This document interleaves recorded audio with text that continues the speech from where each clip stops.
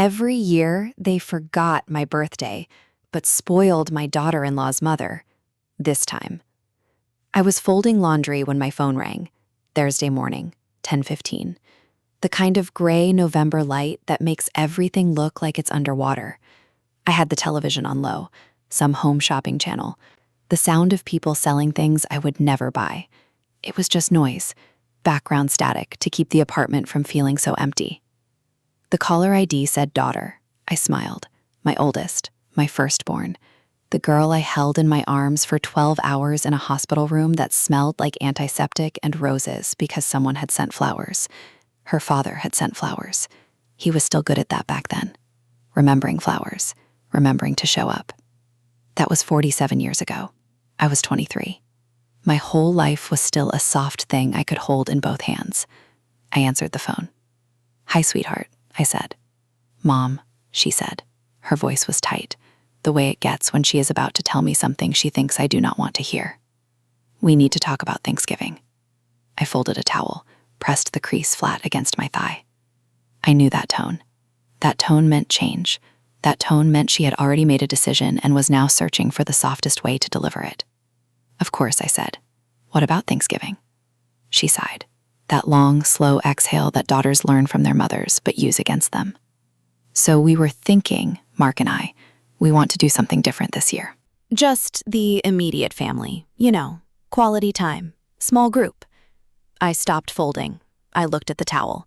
It was blue, a pale blue, the color of the sky after a storm clears, but before the sun comes back.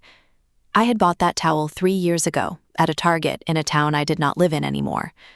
That was the year I moved out of the house with the white fence, the house where I raised her, the house where her father still lives because the judge said he could stay until the sale was finalized. That was 2 years ago. The sale still is not finalized. Immediate family, I said. Yeah, Mom, like just us, me and Mark and the kids. We want to keep it simple, no stress. You know how chaotic the big gatherings get. I knew. I knew because I was the one who cooked the big gatherings for 30 years. I was the one who brined the turkey at midnight, who peeled 20 pounds of potatoes with arthritic hands, who made her late mother's cornbread dressing recipe from memory, while my daughter sat on the couch scrolling through her phone. I was the one who cleaned the gravy stains off the tablecloth, while everyone else fell asleep watching football. I was the one who washed every dish, wiped every counter, took out every bag of garbage. But sure, the big gatherings were chaotic.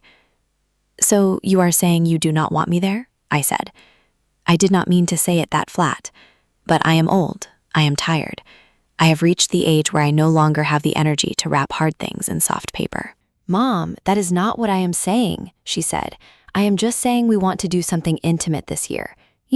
Just us. Just us. That phrase, that little knife of a phrase. She had used it before. Just us for my birthday last year. Just us for Easter. Just us for the 4th of July, when I sat in my apartment alone, listening to fireworks pop over the river, while my neighbors shouted and laughed on their balconies. I understand, I said. Do you, Mom? Because you sound upset. I am not upset. I am folding laundry. Mom, I said, I am not upset. There was a pause. I could hear her breathing. I could hear Mark in the background, his voice, low, saying something I could not make out. He was always there, in the background, in her ear, in her head. He had been there since she was 23 years old, the same age I was when I had her. Funny how that works, how the universe repeats itself with small, cruel variations.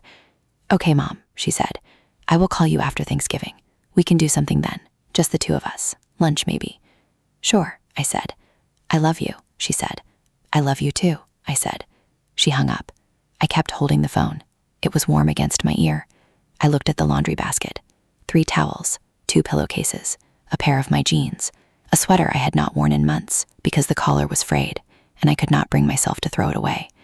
The sweater was a gift for my younger son, the one who lives in Oregon now, the one who calls me every Sunday at 6 o'clock sharp. He is the only one who still calls. He is the only one who asks how I am and waits for the answer. I set the phone down on the arm of the couch. I picked up another towel. I folded it. I put it on top of the pile. Then I sat there, just sat there, staring at the television. The home shopping host was selling a diamond bracelet. She said it was the perfect gift for the woman who has everything. I do not have everything. I have a 2-bedroom apartment with peeling linoleum in the kitchen and a shower that takes 15 minutes to get hot. I have a car that makes a noise when I turn left. I have a Social Security check that comes on the 3rd Wednesday of every month. I have a storage unit full of things that used to live in my house. Photographs, china, a rocking chair my grandfather made by hand. The chair is probably rotting now. I have not opened that storage unit in 18 months. The smell of mildew and lost time is too much for me. I am 71 years old.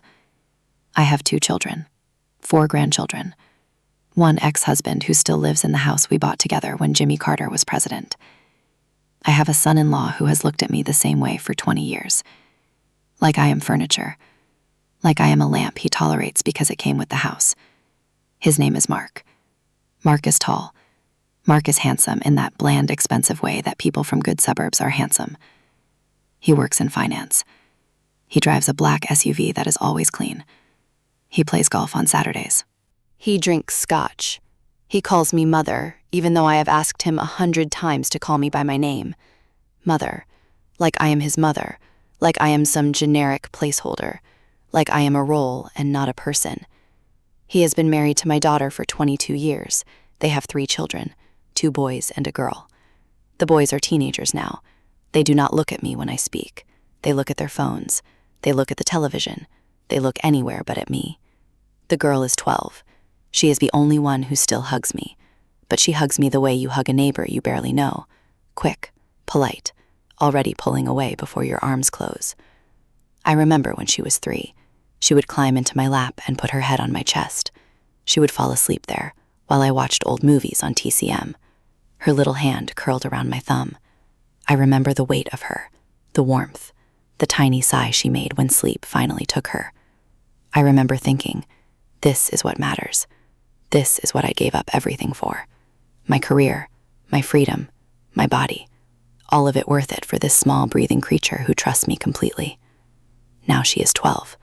Now she has an Instagram account her parents do not know about. Now she rolls her eyes when I ask about school. Now she calls me grandma in the same tone her father uses, like a door closing. I finished folding the laundry. I put the towels in the linen closet. I put the pillowcases in the drawer. I hung the sweater on the back of my bedroom door. Then I made coffee, instant coffee, the kind that comes in a plastic jar. I used to grind my own beans. I used to have a machine that cost $300. That machine stayed in the house. Her father kept it. He kept everything. The KitchenAid, the Le Creuset pots, the table my father built in his workshop, the table where we ate every Thanksgiving for 40 years. The judge said we had to divide everything equally. That was the word, equally. But nothing about divorce is equal. He got the house, I got the debt. He got the car we bought together. I got the car I bought myself after I moved out. He got the friends. They all stayed with him because he had the bigger television and the better wine, and the house with the backyard where everyone gathered for summer barbecues. I got the storage unit. I got the lonely Thursdays. I got the phone calls that start with, "Mom, we need to talk," and end with, "I love you," said so fast it sounds like goodbye. I poured my coffee into a mug. The mug said, "World's Best Grandma." My daughter gave it to me 5 years ago for Mother's Day. She gave it to me in front of everyone. Mark, the kids, her father. She made a big show of it. She wrapped it in gold paper. She handed it to me with both hands like it was something precious. I remember crying. I remember thinking she finally sees me. She finally understands what I have given. I remember hugging her and feeling her body go stiff. The way a body goes stiff when the person inside is already gone. I have not used that mug in 2 years. It sits on the highest shelf in my kitchen. I look at it sometimes. I look at those 3 words, "World's Best Grandma," and I wonder who that woman was. The woman who deserved that mug. The woman who raised her children and kept her marriage together and showed up for every birthday, every recital, every school play, every parent-teacher conference, even when she was so tired she could barely stand. I wonder where she went. I wonder if she died somewhere along the way, or if she just faded slowly like a photograph left in the sun. My daughter was not always like this. I have to believe that. I have to believe that the little girl who used to hold my hand in the grocery store still exists somewhere inside the woman who just uninvited me from Thanksgiving. That little girl had pigtails. She had a gap between her front teeth. She had a laugh that sounded like bells. She used to crawl into my bed after a nightmare and press her face into my neck and whisper, "I love you, Mommy," in the dark. She used to mean it. She used to mean it with her whole heart. Then she grew up. Then she met Mark. Then she became someone I barely recognize. It happened slowly, the way erosion happens, one grain of sand at a time, until one day you look up and the beach has gone. The first time I noticed something wrong was 12 years ago, my birthday. I was 59. My daughter called me in the morning. She said, "Happy birthday, Mom." She said, "We are so excited to celebrate with you." She said, "Mark is grilling steaks." She said, "The kids made you cards." I drove to their house. It was a 40-minute drive. I brought a salad. I brought a bottle of wine. I brought a lemon cake from the bakery she liked. I walked into their house. The kids were watching cartoons. Mark was on his phone. My daughter was in the kitchen. She kissed my cheek. She took the cake. She put it on the counter. Then she went back to whatever she was doing. The steaks never got grilled. Mark said he forgot to buy them. My daughter said, "We can just order pizza." The kids never gave me the cards. I do not know if the cards ever existed. We ate pizza on paper plates. Mark talked about his job. My daughter talked about the new car she wanted. The kids watched their iPads. Nobody asked me a single question. Nobody asked how I was feeling about turning 59. Nobody asked about my work. Nobody asked about anything. I sat there on their white couch holding a slice of pepperoni pizza that was already cold. And I thought, this is fine. This is just a busy day. They love me. They are just busy. That was the first grain of sand. The second grain came a few months later. My son-in-law's mother, her name is Diane. Diane is my age. Diane has perfect hair and perfect nails and a vacation home in Florida. Diane shops at stores I cannot pronounce. Diane drinks white wine from glasses that cost more than my first car. My daughter worships Diane. She always has. From the moment she met Mark, she wanted Diane to approve of her. She wanted Diane to see her as worthy, as good enough, as the kind of woman who belongs in their world. Diane never approved of me. She looked at me the first time we met, and I saw her calculate everything. My clothes, my shoes, the way I said napkin instead of serviette, the way I held my fork. I grew up in a house with 7 people and 1 bathroom. Diane grew up in a house with a tennis court. We are not the same species. We just happen to speak the same language. But my daughter did not care about that. She wanted Diane's love. She wanted Diane's attention. She wanted Diane to look at her the way Diane looked at her own daughter. So she gave Diane everything. Birthday parties, anniversary dinners, Mother's Day brunches at country clubs where the waiters called her ma'am. Diane got the best of my daughter. Diane got the version of my daughter that laughs and touches your arm and remembers every detail of your life. I got the pizza on paper plates. I tried not to let it bother me. I told myself it was natural. A daughter grows closer to her husband's family. That is how marriage works. That is how life works. I told myself I was being sensitive, needy, the way old women get when they have nothing else to hold on to. But then the pattern started to repeat. Every birthday of mine was either forgotten or celebrated with the bare minimum. A text message. A phone call that lasted 3 minutes. A card that arrived a week late with no signature inside. Meanwhile, Diane's birthday was an event. My daughter posted photos on Facebook. A table set with flowers and candles. A cake from the expensive bakery. Presents wrapped in silk ribbons. My daughter and Diane hugging and laughing, and looking like a magazine advertisement for a happy family. I saw those photos. Of course I saw them. I was on Facebook. I was always on Facebook. I watched my daughter's life through a screen because she no longer invited me into it. I watched her take Diane to brunch. I watched her take Diane to the spa. I watched her take Diane on a weekend trip to Napa Valley. A weekend trip. For Diane's birthday. While I sat in my apartment eating leftover soup and wondering if I had done something wrong. I asked her about it once. I said, "Sweetheart, I noticed you did a big celebration for Mark's mom. Is everything okay with us? She looked at me like I had asked her something obscene. Mom, she said, Diane has been going through a hard time. Her husband travels a lot. She gets lonely. I needed to be there for her. I wanted to say, what about me? I wanted to say, I am lonely every single day. I wanted to say, I raised you. I changed your diapers. I stayed up all night when you had the flu. I taught you how to read. I taught you how to ride a bike. I held your hand when you got your heart broken in high school. I gave you everything I had, and then I gave you more. I wanted to say all of that, but I did not, because I am a mother, and mothers learn early that love is not a transaction. Love is a gift you give without expecting anything in return, even when the silence on the other end of the phone line feels like a death. So I swallowed it. I swallowed the hurt. I swallowed the confusion. I swallowed the voice inside me that said something is wrong. Something is very wrong. I kept swallowing until I forgot how to taste anything else. Then the money started to disappear. It was small at first, $100 here, $200 there. I had a savings account, the same savings account I opened when my daughter was born. I put money in that account every month for 47 years. Some months it was $50, some months it was $5, but I never stopped. I wanted to leave something behind. I wanted my children to have a cushion, a safety net, something I never had. I noticed the first missing money in January 3 years ago. I checked my balance online. It was lower than it should have been. I called the bank. The woman on the phone was kind. She said there were withdrawals made from an ATM in a town I had never visited. She said she would investigate. She said it might take a few weeks. I did not think much of it. I assumed it was a mistake, a glitch, something the bank would fix. I was 70 years old. I did not think someone was stealing from me. That kind of evil did not exist in my understanding of the world. I thought people were basically good. I thought my family was basically good. I thought my children would never hurt me because I had never hurt them. I was wrong.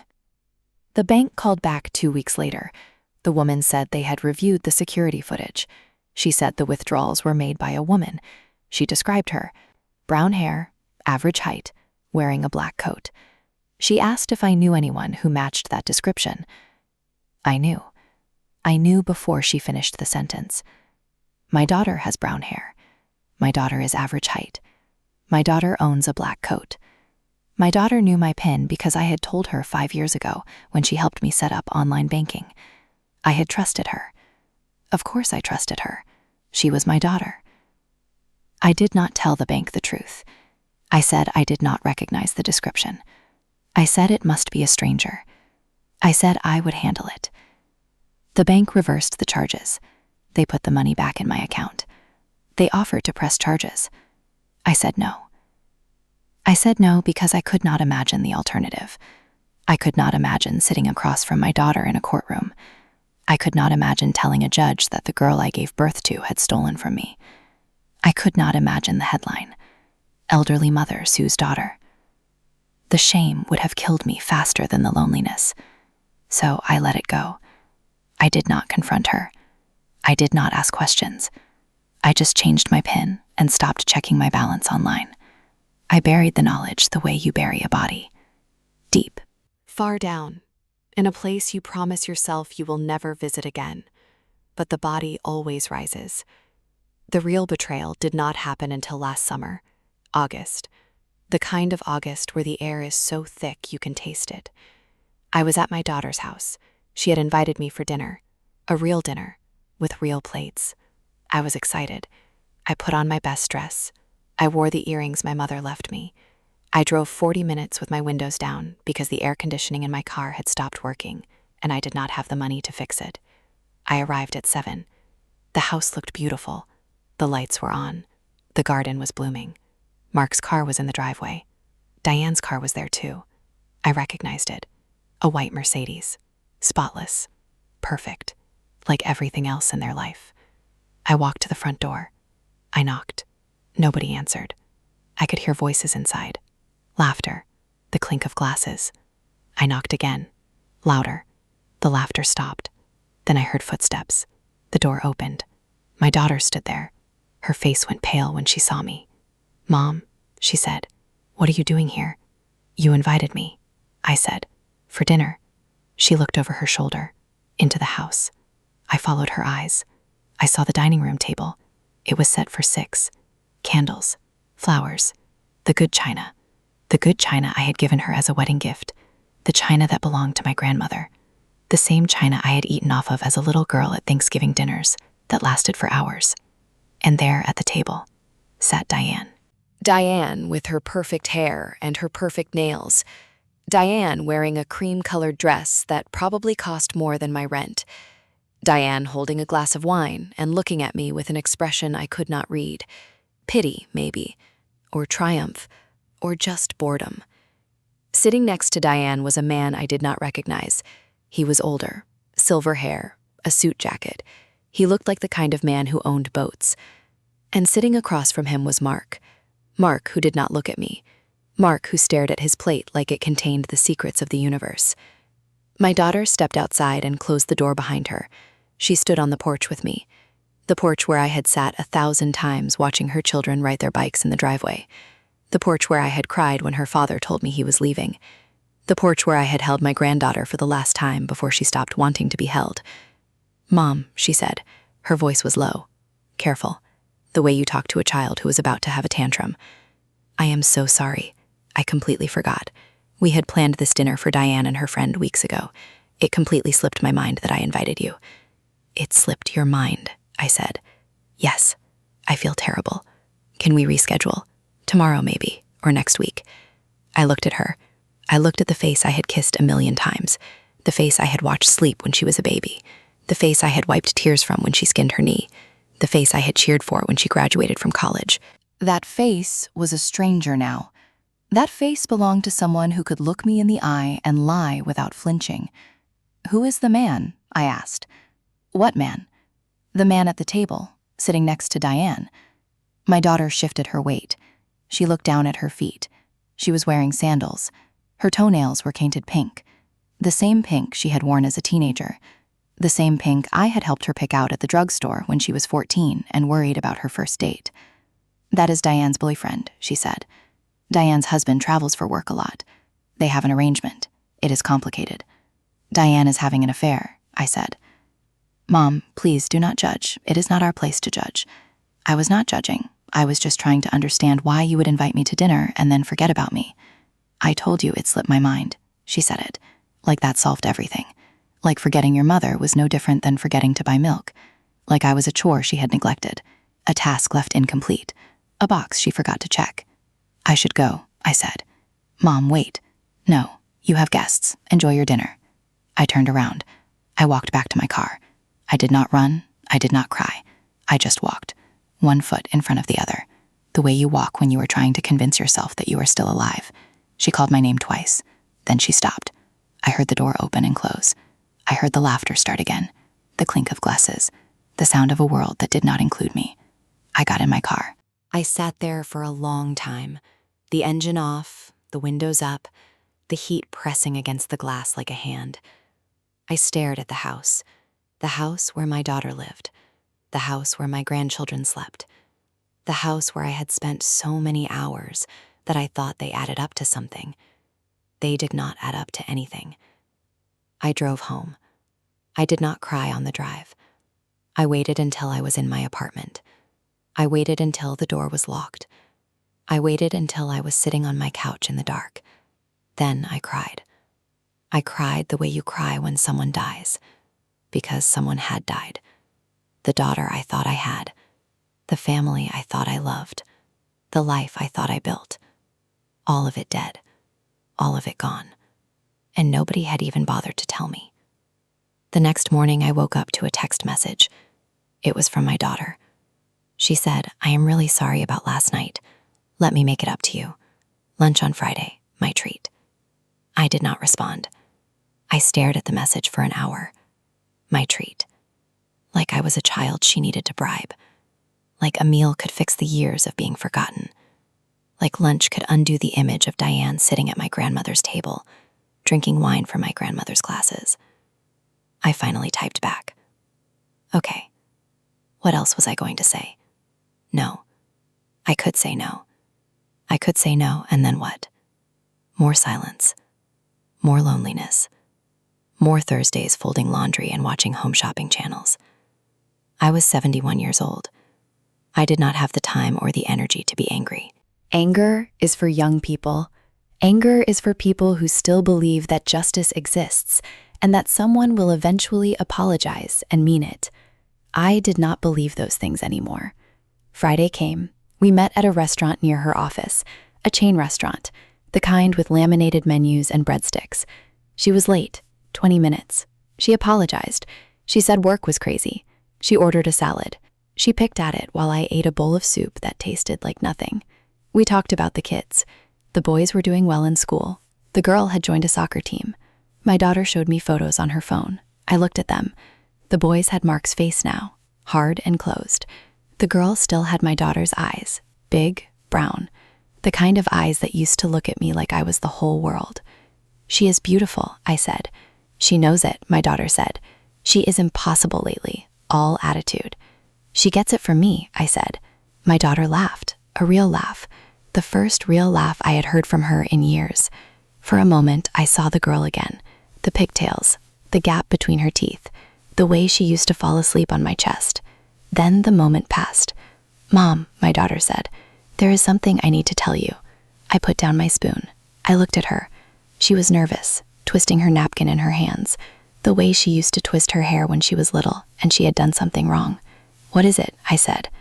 Dad is selling the house. I felt something crack inside me, a small thing. A hairline fracture in a bone I did not know I still had.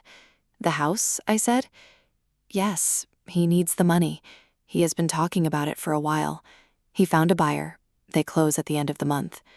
The house where I raised her, the house where I planted roses in the backyard, the house where I stood at the kitchen window every afternoon waiting for her to come home from school, the house where I nursed her through chicken pox and broken hearts and the year she decided she hated me for reasons she could never explain, the house where her father told me he did not love me anymore, the house where I packed my things into cardboard boxes while he watched television in the other room.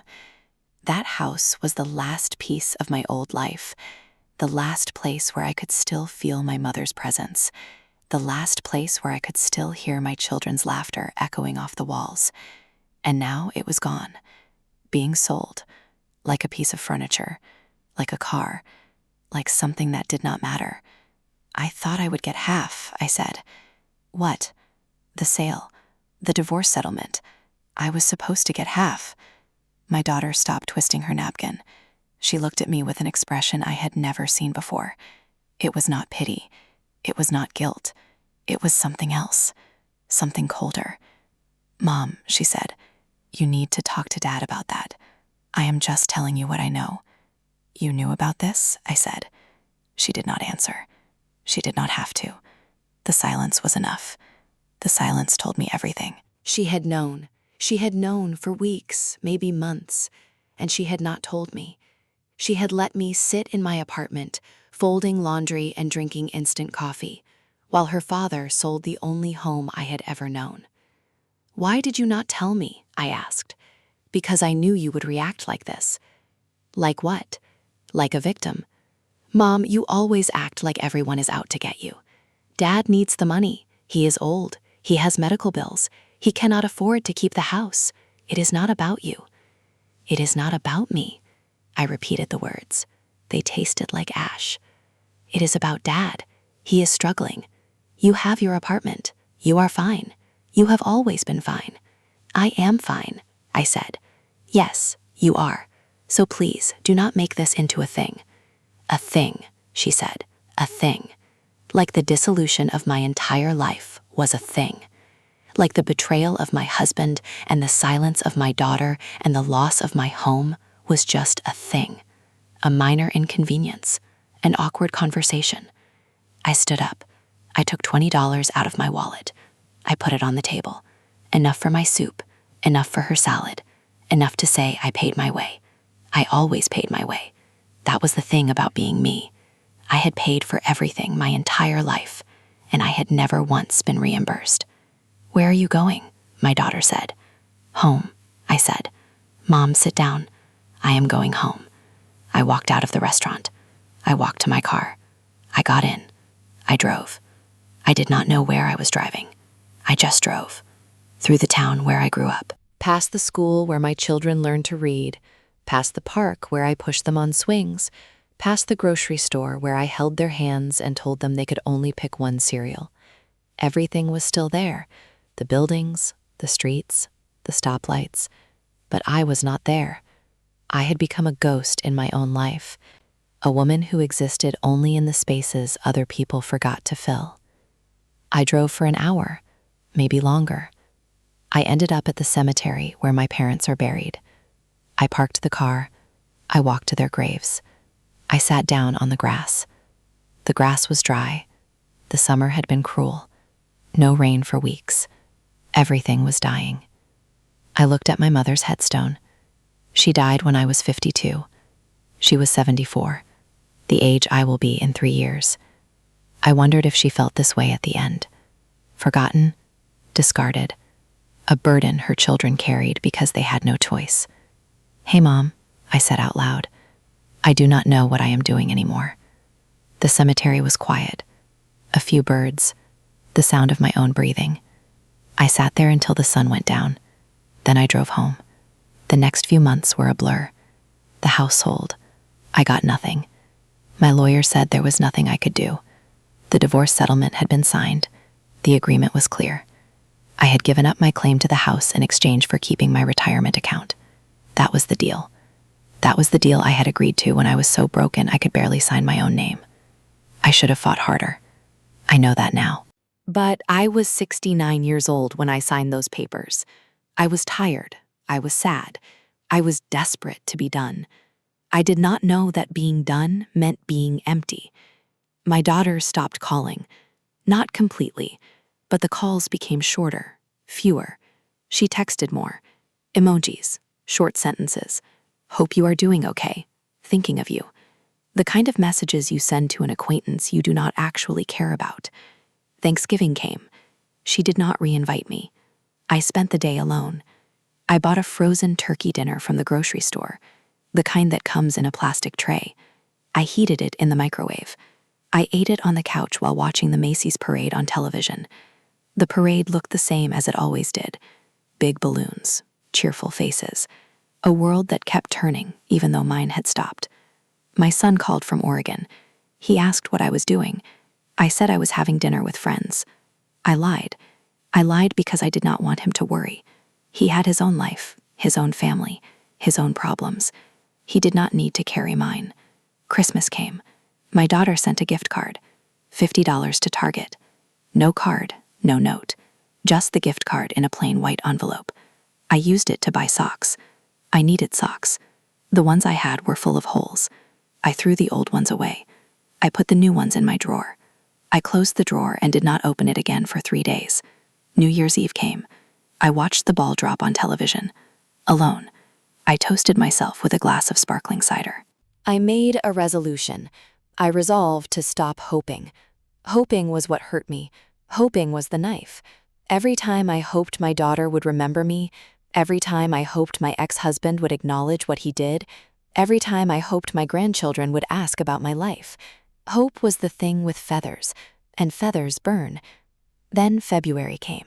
My birthday. I did not expect anything. I told myself not to expect anything. But the night before my birthday, I found myself checking my phone every few minutes, waiting, watching, the way you watch for a storm you know is coming. My birthday arrived. The morning came, gray and cold. I made coffee. I sat by the window. My phone was on the table beside me. It did not ring. It did not buzz. It just sat there, black and silent. At noon, I checked Facebook. My daughter had posted a photo. It was Diane. Diane holding a cake. Diane smiling. My daughter had written, "Happy birthday to the most amazing mother-in-law a girl could ask for. So grateful for you every single day." I read the words twice, 3 times. I read them until they stopped making sense. Happy birthday to the most amazing mother-in-law. Not to me, to Diane, to the woman who was having an affair, to the woman who looked at me like I was garbage, To the woman who got the china and the brunches and the country clubs and the Napa Valley weekends. I scrolled down. There were comments. Lots of comments. Mark had written, "Love you, Mom." My granddaughter had written, "Happy birthday, Grandma Diane." My grandsons had posted heart emojis. Everyone was there. Everyone was celebrating. Everyone was happy. I was sitting in my apartment, in my bathrobe, drinking cold coffee, and staring at a screen that showed me exactly how little I mattered. That was when the anger came. Not the quiet sadness I had carried for years, not the dull ache of being forgotten. Real anger, hot and bright. The kind of anger that makes your hands shake. The kind of anger that makes you want to break something just to prove you still can. I picked up my phone. I called my daughter. She did not answer. I called again. She did not answer. I called a third time. She answered on the fourth ring. "Mom," she said. Her voice was annoyed, like I was interrupting something important. "It is my birthday," I said. "I know, Mom. I was going to call you later. You posted on Facebook. You posted about Diane. You said she is the most amazing mother-in-law." There was a pause. I could hear her thinking. I could hear her searching for the right words, the words that would make me go away, the words that would let her off the hook. "Mom," she said, "that was not about you. I know it was not about me. That is the point. It is my birthday, and you are celebrating someone else. You are being dramatic." "I am being dramatic?" "Yes, you are. Diane has done a lot for our family. She helped us with the down payment on our house. She watches the kids when we need a night out. She is present. She shows up. Mom, I love you, but you have to understand that relationships are a two-way street." I stared at the phone. The two-way street. She said relationships are a two-way street, as if I had not spent 71 years walking toward her, as if I had not crossed oceans for her, as if I had not given her my youth, my body, my money, my time, my tears, my blood, my breath. "What do you want from me?" I asked. "I want you to stop making everything about you. I want you to be happy for us. I want you to understand that Diane is part of this family too." "Diane is having an affair," I said. "Mom, her husband does not know. You are celebrating a woman who is cheating on her husband, and you cannot even remember your own mother's birthday." That was the wrong thing to say. I knew it as soon as the words left my mouth. The silence on the other end of the line was absolute, the kind of silence that comes before an explosion. "You know what, Mom?" my daughter said. "I am done. I am done with the guilt trips. I am done with the manipulation. I am done with you acting like the victim every single time. I have tried. I have really tried, but nothing is ever good enough for you. You want me to call you every day. You want me to visit every week. You want me to forget about my own family and focus only on you. And I cannot do that. I have a husband. I have children. I have a life. And I am not going to feel bad about it anymore." She was crying now, or maybe I was crying. I could not tell.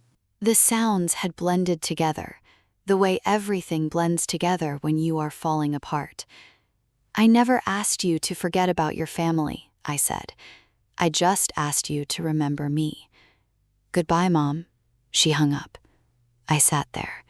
The phone was warm against my ear, the same warmth I had felt on that Thursday morning when she called to uninvite me.